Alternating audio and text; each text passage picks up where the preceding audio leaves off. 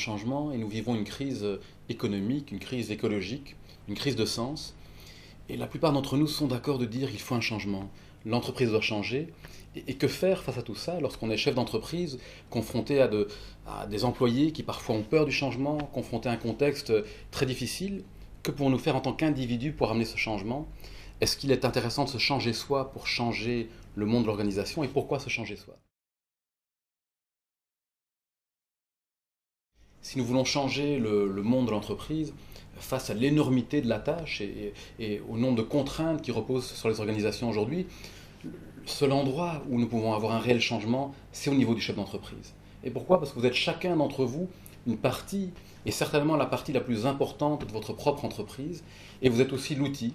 Et l'outil du changement est le seul outil sur lequel vous avez une prise véritable.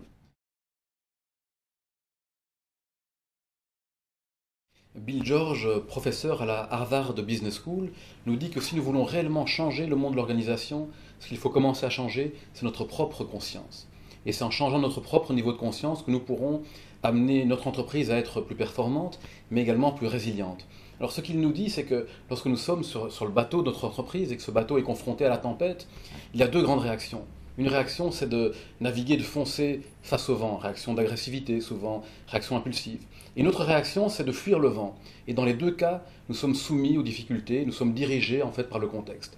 Et la troisième possibilité, c'est de pouvoir justement s'arrêter et de pouvoir s'arrêter et observer ce qui se passe en nous, ce qu'on appelle dans différentes approches la pleine conscience par exemple, et cela nous donne la possibilité de prendre des décisions réellement libres en fonction de nos valeurs, de notre intelligence, plutôt que de prendre des décisions déterminées par un environnement qui est difficile.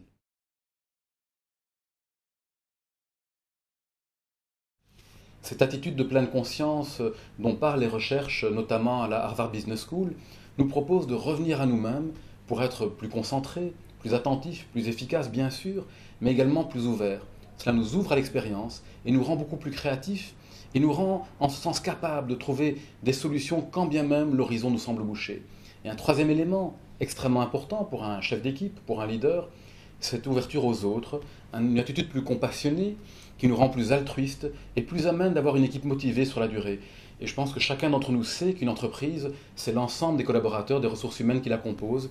Et cette capacité de créer du lien et d'amener l'ensemble de l'équipe vers ces solutions, c'est également ce qui va nous permettre de faire face à un avenir qui n'est pas toujours facile. Le retour principal que j'ai de chefs d'entreprise qui ont pratiqué cette approche de la pleine conscience, étonnamment, c'est son pragmatisme. Ils reviennent tous en disant, voilà une approche qui est très très concrète, qui nous ramène vraiment à notre propre expérience et à nos propres capacités de pouvoir impacter notre environnement. Et plutôt que de partir sur des très grandes théories qui sont intéressantes, c'est comment moi, en tant qu'individu, je peux réellement changer ma manière d'entrer en relation avec les difficultés de mon entreprise et comment je peux apporter ça également à mes collaborateurs, à mes clients et à l'ensemble des parties prenantes du monde dans lequel je vis.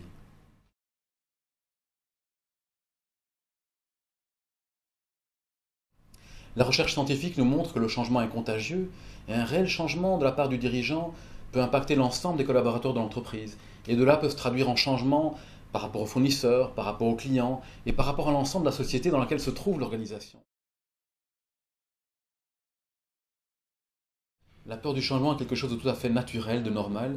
Et moi-même, en tant que chef d'entreprise, je peux avoir peur du changement et même le dire à mes collaborateurs, mais leur montrer que même en ayant peur, on peut continuer à se diriger vers ce qui est important, vers nos valeurs, vers ce qui donne du sens à notre existence.